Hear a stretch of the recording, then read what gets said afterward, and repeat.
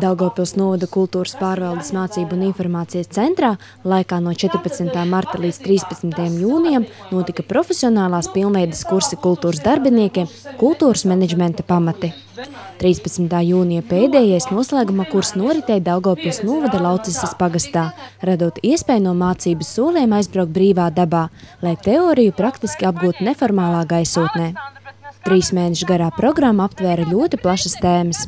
80 stundu nodarbībās tika iegūtas zināšanas par pasākumu organizēšanu, aktieru meistarību, scenārija veidošanu, pasākumu vizuālo un muzikālo noformējumu, profesionālās valodas prasmēm un citām noderīgām tēmām, kas nepieciešamas ikdienā radošās jomas pārstāvjiem.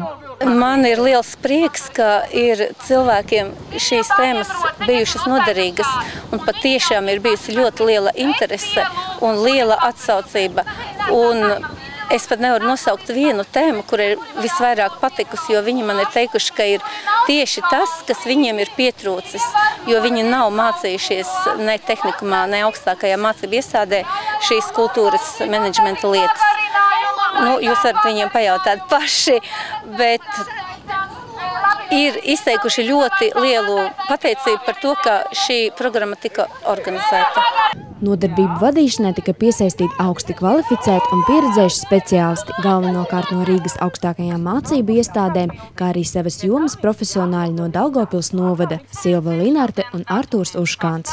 Iemācījāmies attieksmi, kā organizēt pasākumus, jo ņemot vērā tādu nelielu pieredzi kultūras jomā, ir manāma tāda tendence atkārtoties. Katru gadu mēs organizējam ļoti tradicionāli daudz svētkus, bet nezinām, kā veikt tādu reformu, lai cilvēkiem un skatītājiem būtu interesanti.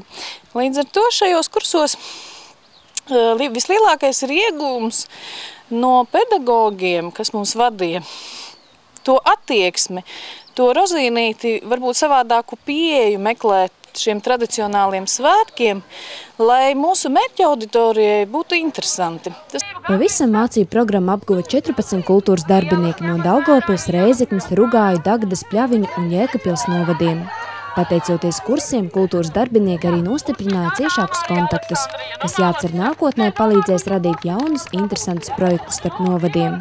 Mums ir katram gan savā vidē savi kolektīvi, un mums ir svarīgi rastos tieši kontaktus, lai mēs varam arī aicināt pie sevis ciemos no citiem novadiem, paši braukt, un tad jau tas ir savādāk, jo tas ir tāds faktors cilvēciskais, kur mēs pazīstam jau to konkrētu cilvēku, un tad ir daudz vieglāk, ja tu viņam vari uzticēties. Reizēm gadās tā, kad arī, ja tu kādam zvani, viņš tev nav pazīstams vienkārši pēc kaut kādas kultūra kartes, ja? Tad tu nezini, vai viņš vispār arī izdarīs to darbu, varbūt viņš pat var neatbraukt tev uz pasākumu. Arī tā ir gadījies, ja? Tā kā ar pazīstamiem cilvēkiem, ko tas ir jau sadraudzējies, kontaktējies, ir daudz drošāk un tas ir tā perspektīvāk. Noslēdzoties pēdējiem kursam par spēļu un rotaļu vadīšanas metodiku, visi dalībnieki ieguva apliecības par veiksmīgu kursu pabeigšanu. Pēc šīs programmas apguves kultūras darbinieki ir ieguvuši zināšanas un prasmes, kas turpmāk palīdzēs uzlabot radošo un organizatorisko darbu savā kultūras iestādē un paaugstinās vispārējās kompetences.